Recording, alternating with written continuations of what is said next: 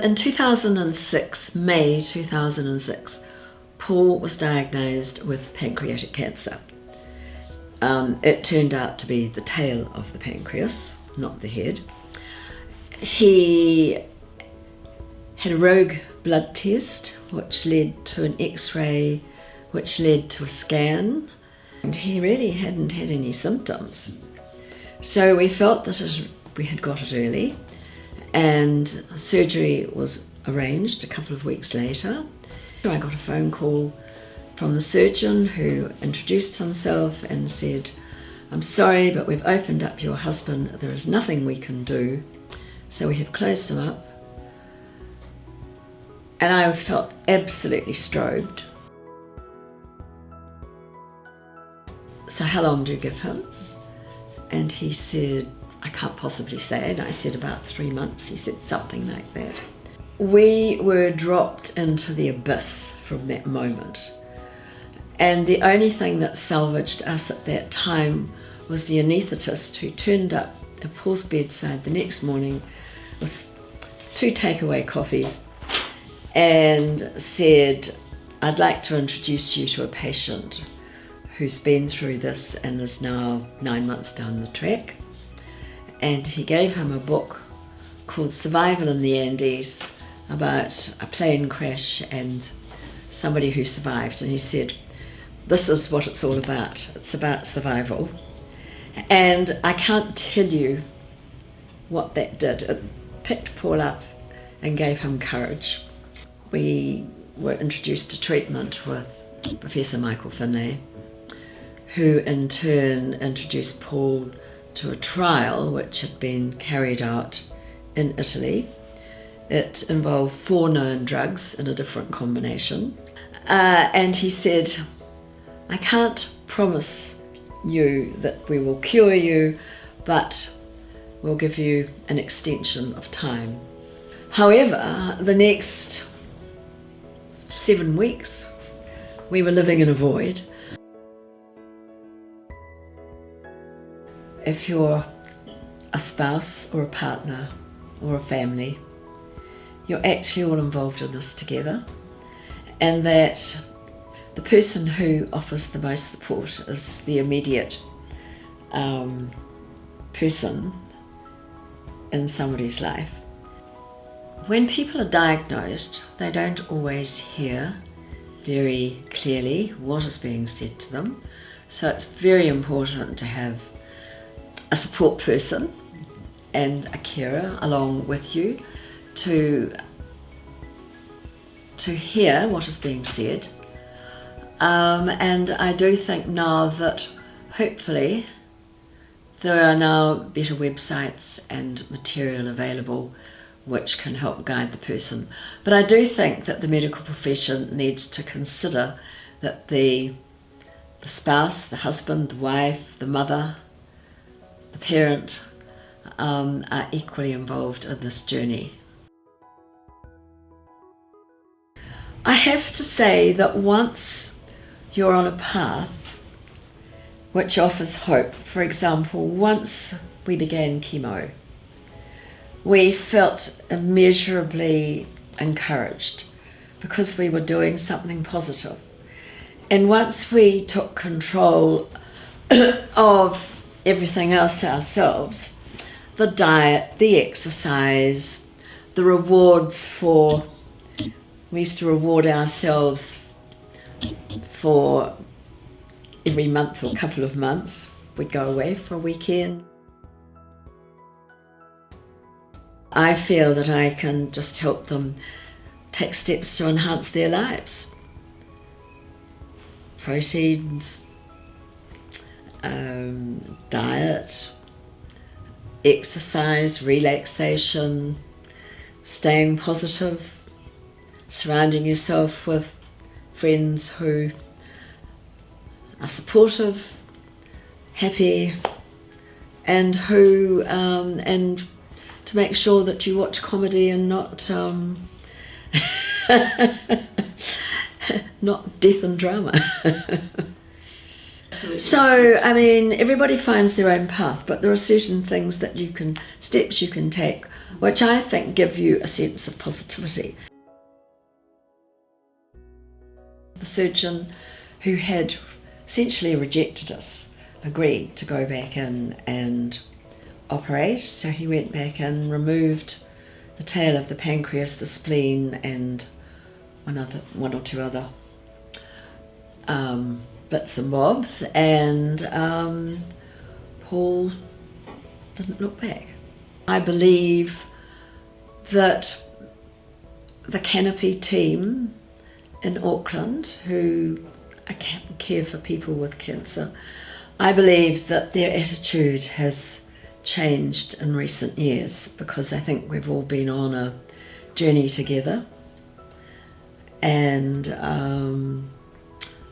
I think that they're much more approachable.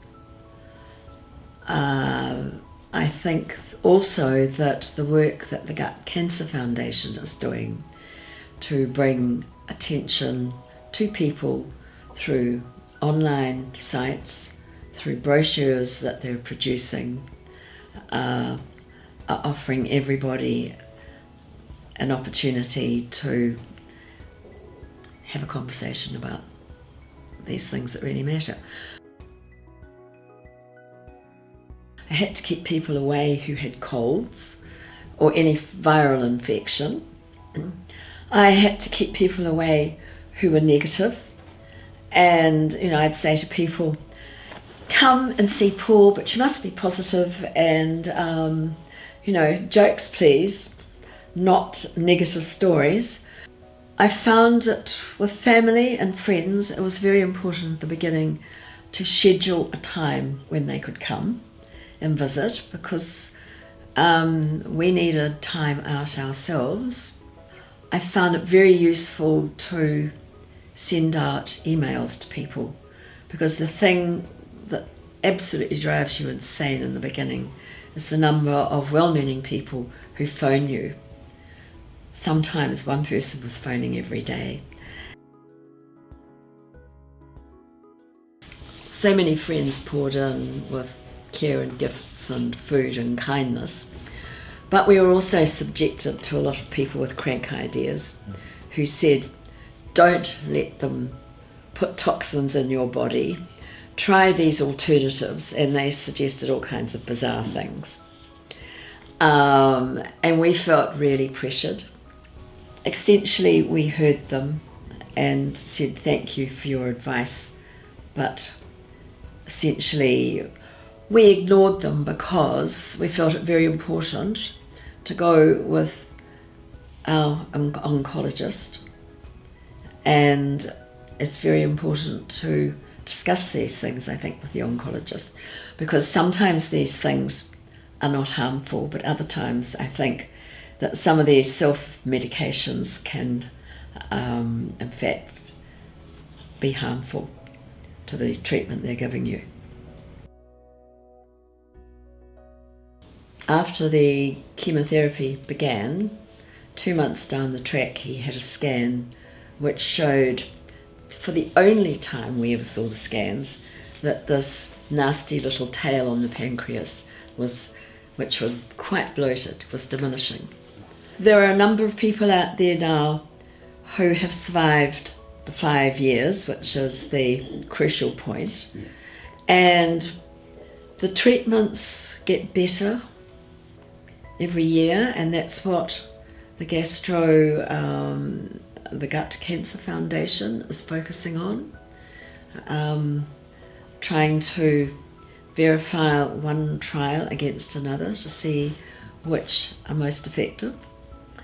The wives of people who have been diagnosed, some have telephoned me, but others I've found out about so many months down the track, and that's my big regret, because I feel that I can help people.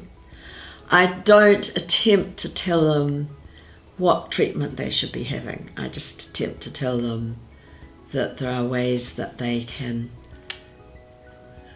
make positive steps in their lives to deal with this situation.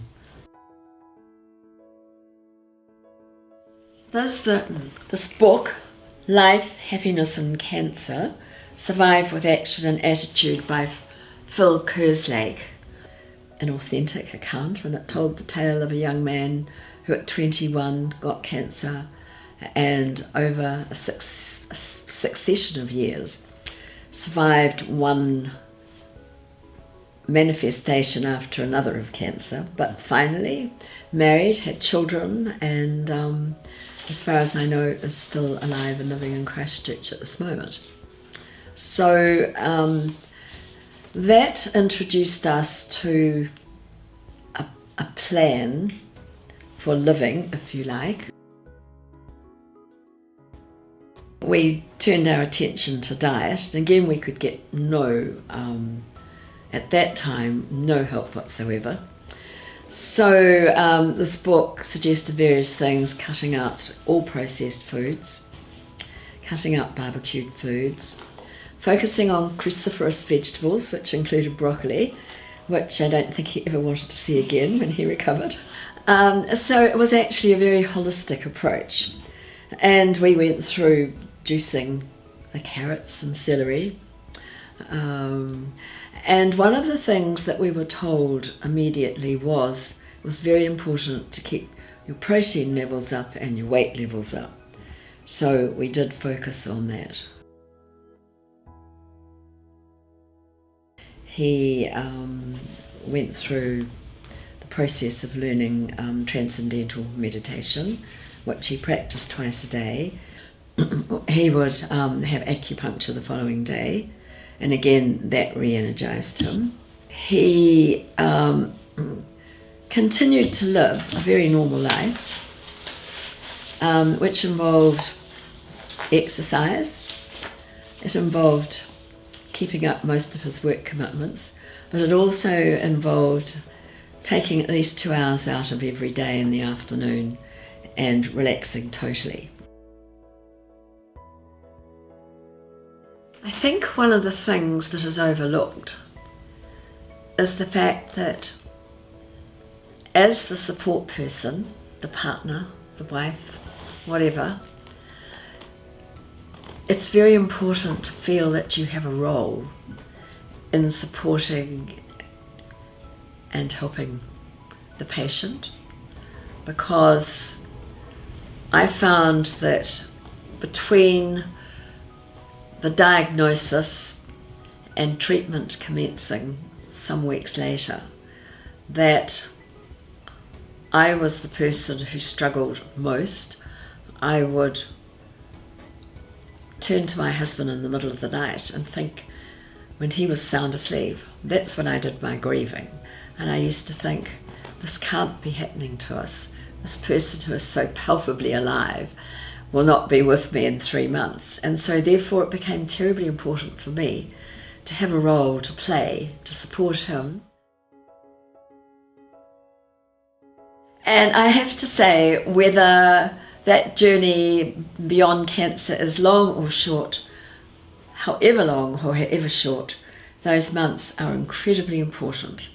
They allow you to deal with family matters, to address your family, establish a will, put your affairs in order, and I'm surprised how many people don't do that. And generally work towards, hopefully, the rainbow and not the sunset.